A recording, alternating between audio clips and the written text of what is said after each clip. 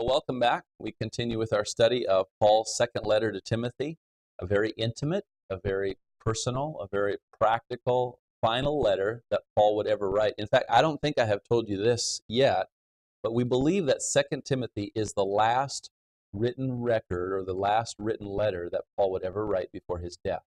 If there was something else, it wasn't preserved as Scripture, but this is the last thing Paul would write that we have in Scripture before his death. So it comes very near the time when his work is done. So he's addressing a variety of things in this particular letter with Timothy, his protege, this young man who he's left behind in the city of Ephesus to address a number of problems. False teachers have come in. He's encouraging him to persevere. He's encouraging him to remember the reason that he's there and the giftedness that he has. He's told him to be strong. He's encouraged him with the words of Jesus Christ and the gospel of Jesus Christ. And when we last left off, he had left him with a 4-verse poem that might have been a song that as Timothy was distracted, maybe he could remember these simple words, Well, something happens when we get to chapter 2, verse 14, and we're going to be looking at chapter 2, verses 14 through 19. The tone changes. It gets a little bit more severe. You think everything should be just wonderful and glossy, but it's going to be a little bit tough and a little bit pushing on Timothy right now. But let me give you an example before this, because what we're going to talk about today is words. The words we say and how we say those words. So here's my example. A number of years ago, I worked up the courage to write a letter to the editor of our local paper. Now, in our local paper, and our newspaper is in a city of about 10,000 people, so it's nothing like Tours, very much smaller.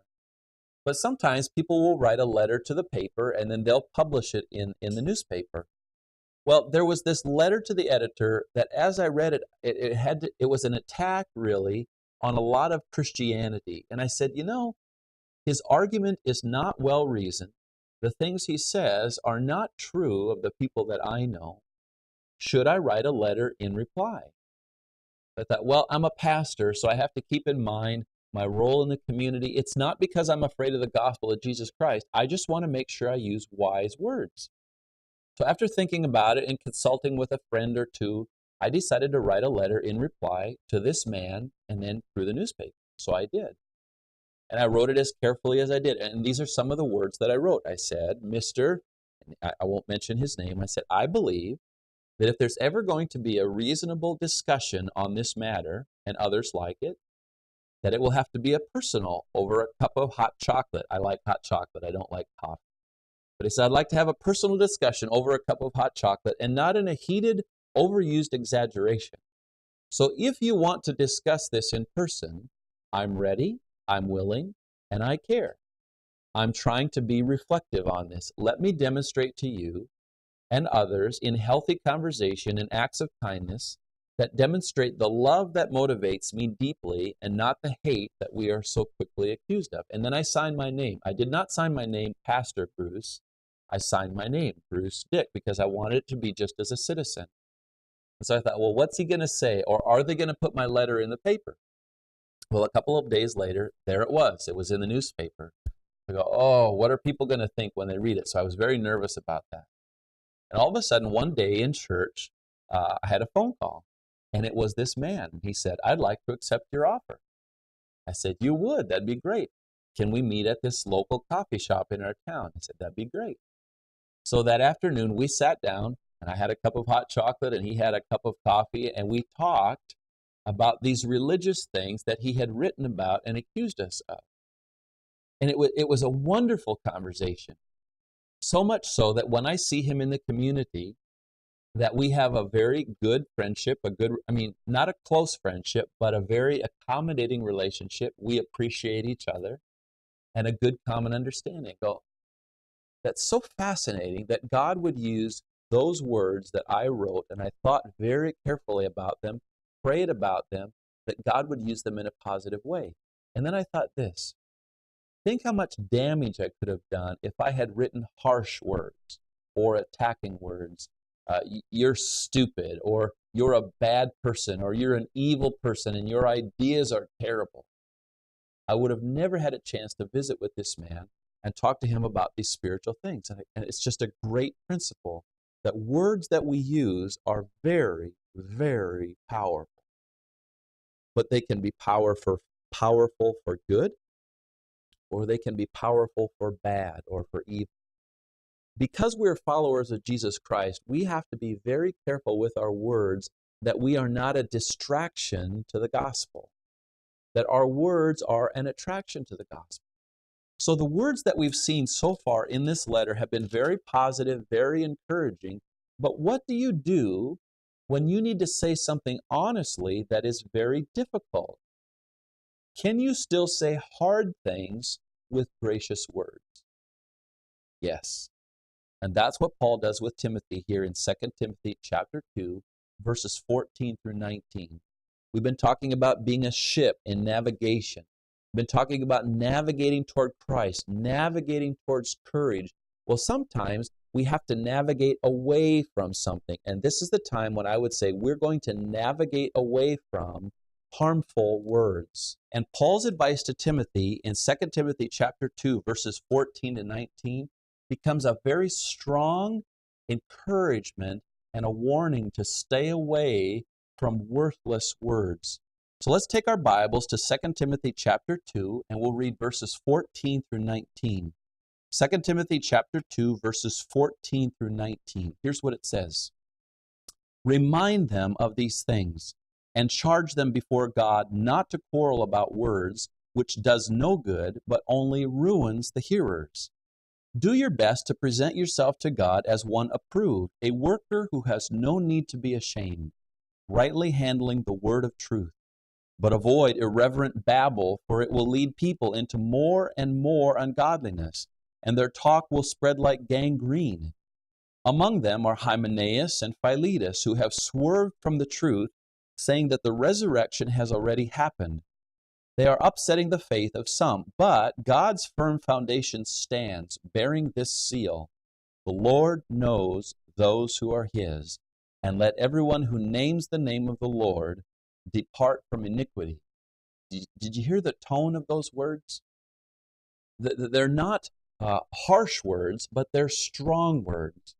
They're an admonition for Timothy to say, Timothy, you cannot allow yourself to get caught up in these discussions that are of no value.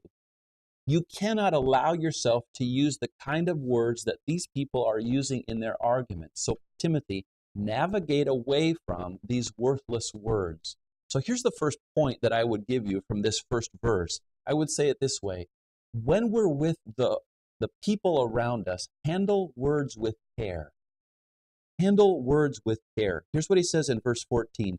Remind them of these things. The idea is a present tense continuing action. Keep on reminding them. You'll have to tell them again and again, just like we have to remind little Sasha. Sasha, remember to brush your teeth. Sasha, remember to put on your pajamas. Timothy, remind them of these things and charge them, tell them, push them before God not to quarrel about words which does no good. Timothy, they're getting in these arguments about what this means and what this means, and it's not productive to the gospel. You have to tell them to stop. Sometimes as a parent, we get tired, Trudy and I, of trying to remind our children of things over and over again. How many times do we have to tell you the same thing over and over again? But we do remind them because the thing that we have for them to remember is so very important. We don't want to have to remind them. We wish that they would remember it the very first time, but they don't. So we take it upon ourselves as parents to say, I'll tell you over and over again because this is that important. And Timothy, he says, charge them before God not to quarrel about words which does no good, but it only ruins the hearers. Timothy, people are getting distracted by these things. Timothy, they're getting off onto this path and onto this path, and it's destroying them. It's damaging them, and it's having a negative effect on them. You can't let that happen. The key for Paul, that Paul's arguments were always about the gospel. Again, think of the environment in which Paul is living right now. Nero is the emperor, as far as we know. It's at that time. Of all of the things that Paul could have argued about, or made a statement, he could have made a political statement about the unfairness of Nero as a Roman Empire. If you recall the the historical account that the city of Rome burned. And a lot of people in this city blamed Nero for it. So Nero needed a scapegoat to blame this burning of the city on, so he blamed it on Christians. Paul could have written a letter to the editor and he said, Nero is a fraud, Nero is a liar. He's coming, he doesn't even address Nero. Because for Paul, it's always about the gospel of Jesus Christ. It didn't matter to Paul whether Nero was the leader or not. One of the problems that we have in America is that our nation is becoming very divided over the use of words. We no longer know how to have a very good and healthy debate. Instead, we only end up trying to define our own point of view against someone else. And what happens is that's affecting the Christian community. There was a little magazine article from which I pulled a couple of statements that really emphasize the problem that we're having in America, even with Christians right now. And here's what those words said. When people on the streets are asked, what is a Christian? What do they stand for? On nearly every occasion, words come back such as anti-abortion, anti-gay, anti-feminist, anti-welfare, anti-this, anti-that.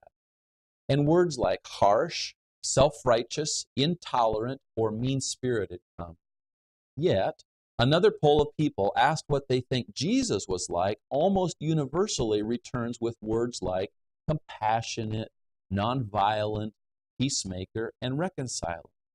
And then he concludes by saying this, how do we explain the contradiction here? Either the popular conception of Jesus is mistaken, or we in the church have been following the wrong agenda. See, what's happening in America right now is that Christianity and politics have become very much interwoven.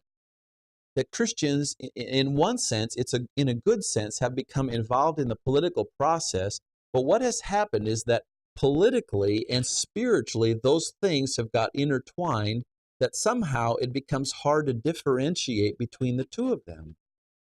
See, Paul chose not to be involved in the political matters of his day because he needed the simplicity and the focus of the gospel of Jesus Christ. Paul would say, I came to win souls, not to try to change the emperor. I came to win people to Christ. I came to help start churches and encourage people that would draw them to Christ, that would not divide them. Timothy, please. So in verse 15, he continues his thought. He says, do your best to present yourself to God as one approved, a worker who has no need to be ashamed, rightly handling the word of truth.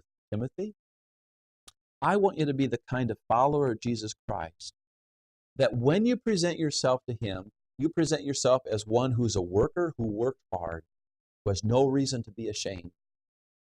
That I want you to present yourself to God and that you seek his approval. And Timothy, all these people can say all these things about you and they can be distracted from the gospel of Jesus Christ, but you can't. That your goal is to have a focus that one day when you stand before God, you will be approved in his eyes. We call it this way, an audience of one. TVS is a nonprofit project. Our joint effort will bring about the common purpose of making Christian education available around the world and developing good Christian servant leaders. You have a unique opportunity to partner in this effort through your prayer and/or financial support of TVS Ministry.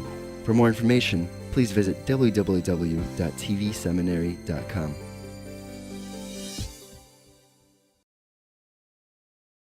Imagine that you're a star soccer player, a football player.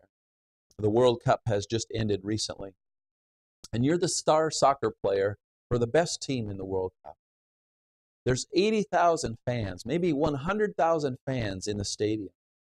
And the score is tied 0-0. No one has scored a goal in the entire match. There's only 2 minutes left. And so the ball is being kicked back and forth, and it's passed here, and it's headed here, and it's kicked out of bounds here, and it's back in bounds here. And now there's only 1 minute left.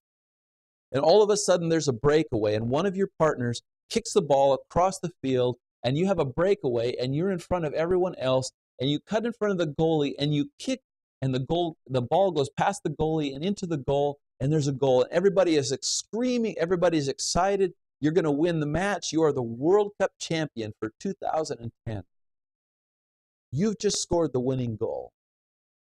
There are 80 or 100,000 people in the stands. There might be 100 million people watching you on television, but you only care about one person, your Father. You see, what the crowd doesn't know is that your Father has bought a ticket to the championship game. He got a ticket, and he's on the third row in a certain section over on one side of the stadium. And as soon as the final gun sounds to end the World Cup match, and you are the world champions in football, you don't care about all the fans. You only want to see one person, your Father. And so you look, and you're running around the stadium, and people are trying to catch your attention and to pat you on the hand or pat you on the head or pat you on the back, and they're all very excited. And you're running, looking for your Father, and you're trying to find the section in which he's sitting. And all of a sudden, you catch his gaze, and there he is, right over there. And all the people are screaming, and all the people are cheering, and people are pouring out onto the field. And you say, all I want to do is get to my Father.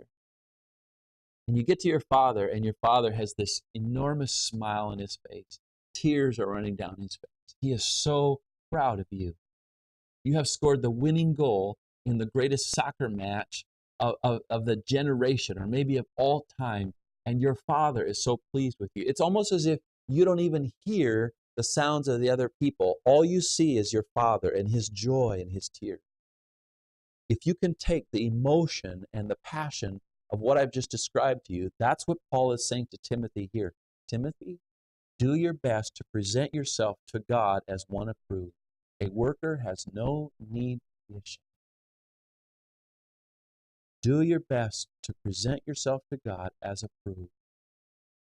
No one who has any reason to be ashamed, rightly handling the word of truth. I think of those of you who are in occupation, and you're working for a boss who doesn't understand the things about God or the gospel, that you live your life in such a way that when you stand before God the Father one day, God the Father says, son, daughter, well done. You lived the gospel. You handled the word of truth in a correct way. It has the idea, that idea behind rightly handling the word of truth has the idea of a surgeon cutting a straight line. He's cutting straight so that he doesn't damage any of the organs in which he's trying to get to.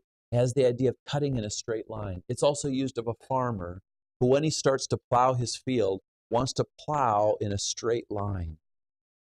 When I was a farmer, and before GPS came along that guides all their tractors these days, it was my passion to try to plow or cultivate in a straight line. So what I would do would be this.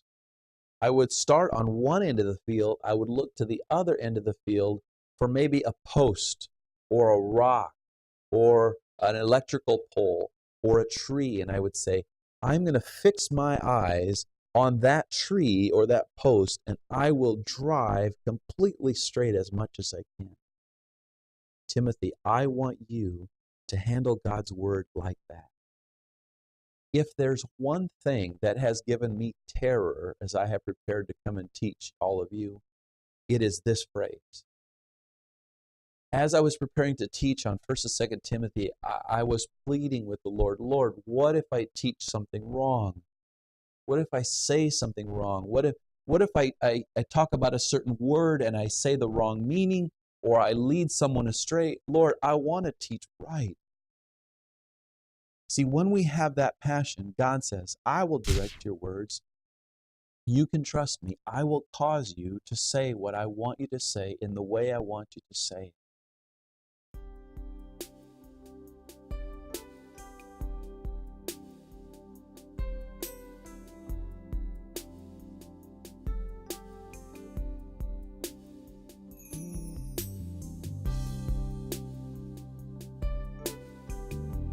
Now he who supplies seed to the sower and bread for food will also supply and increase your store of seed, and will enlarge the harvest of your righteousness.